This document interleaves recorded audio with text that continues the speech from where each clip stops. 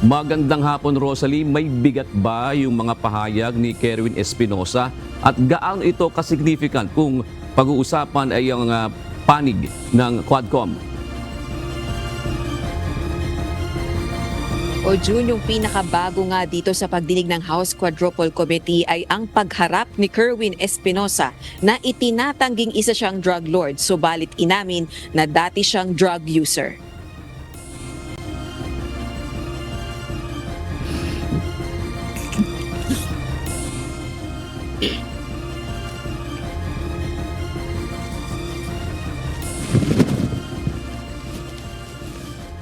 Sa kauna-unahang pagkakataon, humarap sa pagdinig ng House Quadruple Committee o Quadcom ang alleged drug lord na si Kerwin Espinosa. Si Kerwin ay anak ni Albuera Leyte Mayor Rolando Espinosa Sr. na pinaslang habang nakadetine sa Baybay City Provincial Jail noong November 5, 2016. Nasawi ang nakatatandang Espinosa sa kasagsagan ng mga alegasyong dawit ito at anak na si Kerwin sa operasyon ng iligal na droga sa ilalim ng administrasyon ni dating Pangulong Rodrigo Duterte. Sa Quadcom hearing, itinuro ni Kerwin si Senador Ronald Bato de la Rosa na nooy hepe ng... Itinuro na si Bato. Kaya si Bato ngayon, ninervyos talaga. Hindi lang nervyos, yung nervyos niya may halong galit, inis, 'di ba? So, tandaan po natin, ang lahat may hangganan. Kung kayo, makapangyarihan kayo noon, iba na ngayon. Oo, 'di ba? Pambansang pulisya na siyang nag-utos umano sa kanyang aminin na siya ay sangkot sa illegal drug operations sa pagdinig sa Senado noong 2016 at idiin din sina dating Senador Leila de Lima, negosyanteng si Peter Lee. Klaro ha. Si Leila de Lima, pinadiin din. Nakulong.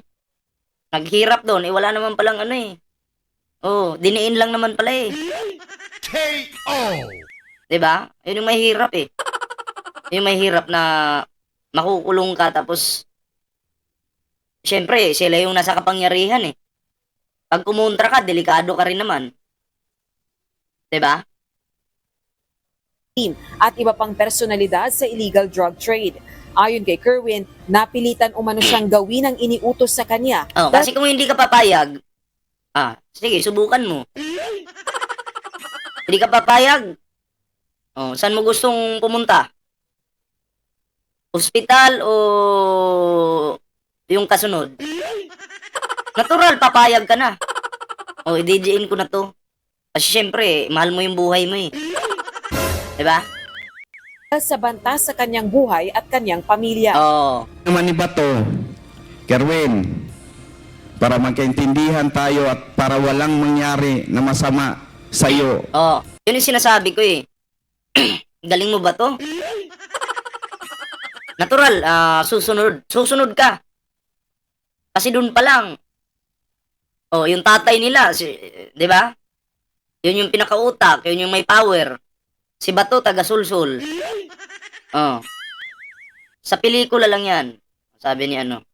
O sa pamilya mo, o sa membro ng pamilya mo, sumunod ka na lang sa plano. Tapos ang tanong ako, Sir, anong plano po ba? Yung sagot ni Sir Bato, yung plano na idiin si Peter Lim at si Leila de Lima na kasali sa droga. Supplier si Peter Lim, isa sa supplier ng droga si Peter Lim dito sa Pilipinas, at si Ma'am Leila, protector sa mga illegalista sa nagbebenta ng droga. Grabe, Naniniwala si Espinosa na tinarget ang kanyang pamilya dahil hindi umano sila kaalyado sa politika. Kaya may mensahe siya para kay Senador De La Rosa. Magbago na tayo na iwasan natin na gumagawa o Kasama ka ba sa Japan or dito sa Hong Kong BPM? Hindi po ako sasama. Dito lang po ako sa Pinas. Ako po yung magbabantay ng DD shits. Kasi ano ko po eh, hindi ko pwedeng iwanan yung anak ko. Dito muna ako, tsaka na yung ano, Japan. Tsaka na yung Hong Kong, no? Di bale, malay natin next year, di ba? Oh, sila muna doon, sila muna. Tayo, ano muna tayo? Magbabantay tayo. Babantay muna tayo kasi baka may didishit sa makalusot eh. Oh, di ba? KO! Tuloy natin. Gumagawa lang ng senaryo dahil sa politika na masira ang isang tao kasi hindi kalyado natin. Apela naman ito kay dating Pangulong Rodrigo Duterte, huwag magpasulsol sa mga nakapaligid sa kanya, lalo na tatakbo na naman ito anyang alkalde ng Davao City sa 2025 elections. Mr. Duterte, sana po i-validate niyo po bawat report na marinig mo sa iyong paligid na ganito. Ano daw, makasama ka din sa kanila sa mga pro vlog. Yes, pag may ano tayo, kahit di naman ako sumama doon, mga kaibigan ko naman yung mga yan eh. Pero pag may oras po tayo, wala pong problema yan. To ganyan, si Fulano. I-validate nyo ng maigi para walang taong masaktan. Tama. Humingi rin ito ng paumanhin kay dating Senador De Lima. Patawarin nyo po ako na nadala. Ano daw? Puro kayo fake news. Tinitira nyo si... Ano daw? Wait lang Okay. Sabi dito, puro kayo fake news. Tinitira nyo si Mami Peng. Di iyan kakampi kay Maharlika na panood ko yung vlog ni Mami Peng. Ganun ba? Sa na uto-uto sa panahon na yon na idamay ka po na walang katotohanan naman, handa po akong harapin kung ano ang plano mo sa akin po. Samantala, pinabulaanan naman ni Police Colonel Marvin Marcos ang mga aligasyon ni Espinosa kaugnay ng pagkasawi ng kanyang amang si Mayor Espinosa sa kulungan. Kabilang si Police Colonel Marcos sa police operation kung saan nasawi ang nakatatandang Espinosa dahil sa umano'y paglaban sa mga pulis. Inaakusahan din ni Espinosa si Marcos na tumanggap umano ng salapi mula sa namatay na alkalde. His statement is not true. Most of his statement na sinabi niya kanina, marami po doon. Pagkalbo talaga, no? Pagkalbo talaga. Hindi totoo. Samantala, inihain na sa Kamara ng House Leaders ang mga panukalang batas kaugnay ng Philippine Offshore Gaming Operators o POGOs at EJKs. Partikular na ang House Bill No. 10986 kung saan layong i-classify ang extrajudicial killings bilang heinous crime. Basahin mo, nag-away yan sila. Sino po nag-away? Sino po nag-away? May nag-away po ba dito? Sa comment? Pagkalbo, gago idol, sabi ni Jack Ryan. O hindi naman lahat. Ayoko na nga magpakalbo, bahala kayo dyan. Crimes. Sa ilalim Kuya Alex TV Channel Official, shoutout po ng panukalang batas, sino mang mapatunayang guilty ng EJ case ay mahaharap sa criminal penalties. Formal na ring naihain ang House Bill No. 10987 na nag-i-institutionalize o gawing batas ang pagbabawal sa POGOs dahil sa kaugnayan nito sa mga krimen at banta sa national security. Kabilang sa mga may akda ng dalawang panukalang batas, sina House Senior Deputy Speaker Dong Gonzales, Deputy Speaker JJ Suarez at ang 4 na Quadcom chairpersons. O June, samantala ayon kay Espinosa, ang kanyang prioridad ay ang pagkamit o paghahanap ng hustisya para sa kanyang nasawing ama sa kulungan noong 2016 at handa niyang talikuran ang politika. Ito ang naging sagot niya sa mga pag-usisa ng kongresista kung ano ba yung hangarin niya sa pagharap sa Quadcom kasi kamakailan ay matatandaan nating naghain ng kanyang kandidatura sa pagiging alkalde ng Albuera si Kerwin Espinosa. At gayon din sa patuloy na pag-usisa ng mga o pagtatanong ng mga mambabata. Samuel Ignacio, shoutout. ay naniniwala si Kerwin Espinosa na si dating Pangulong Rodrigo Duterte ang nag-utos kaugnay ng pagpatay sa kanyang ama. At sa ngayon nagpapatuloy yung pagdinig ng House Quadcom sa issue ng EJK sa kasagsagan ng anti-drug war ng dating administrasyong Duterte. Balik sa iyo, June. Rosalie, ang tanong ko doon Grabe, ay sa panukalang batas na maglalagay bilang heinous crime ang EJK, no? Magiging retroactive ba ito kung sakasakaling magiging isang ganap na batas? Halimbawa, yung nangyari dito sa panahon ni Pangulong Rodrigo Duterte. Yung kaso mismo niyan, ni Kerwin na yan, ng kanyang ama, lalabas ba, papasok na yun doon, Rosalie? O June, ngayong araw pa lang naihain dito sa Kamara yung panukalang batas na yan. Pero yung lalamanin mga probisyon ng panukalang batas na ituturing ng heinous crimes o karumal-dumal na krimen, itong extrajudicial killings o EJKs, ay dadaan pa yan sa pagdebat diskusyon ng mga mambabatas sa komite, ganun din sa plenaryo, at kung magkakaroon din ng katulad na panukalang batas sa Senado. Alam niyo, dapat si Digong pinapatawag dito. Bakit hindi nila mapatawag si Digong? Oh.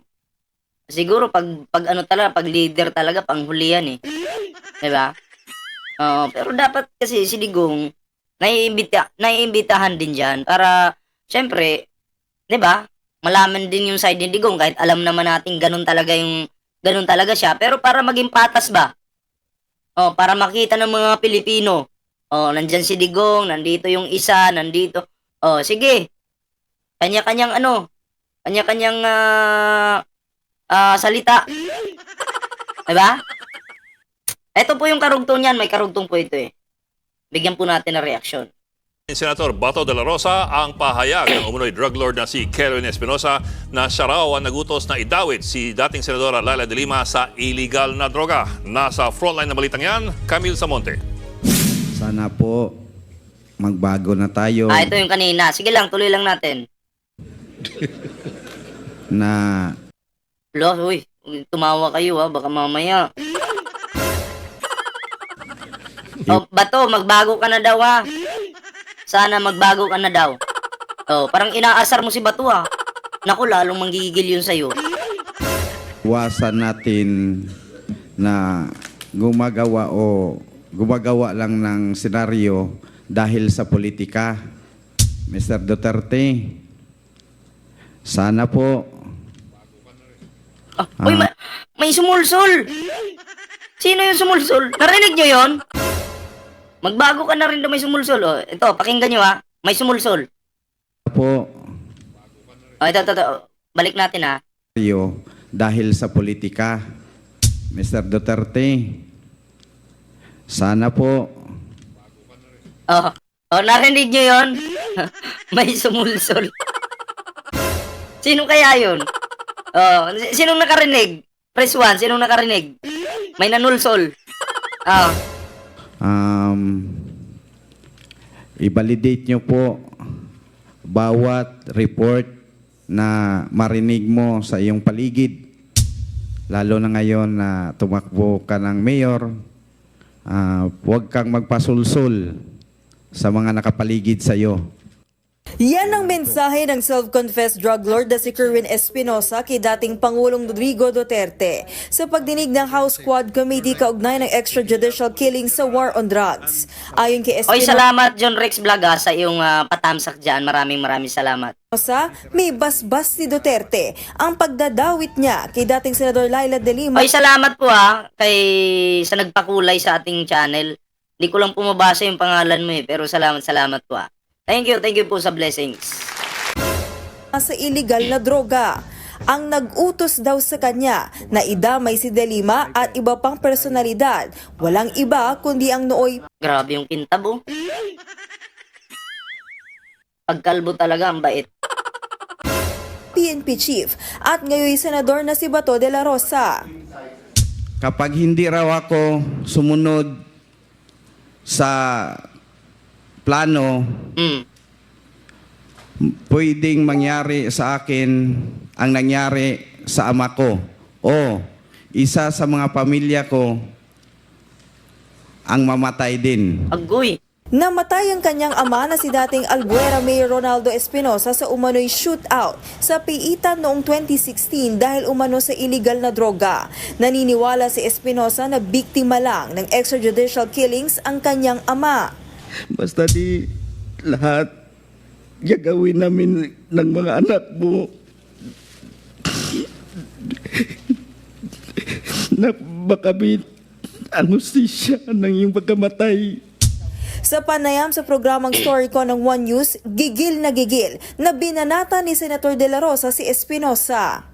Sinungaling siya. Kung makita ko siya, suntukin ko siya sa mukha. Ah!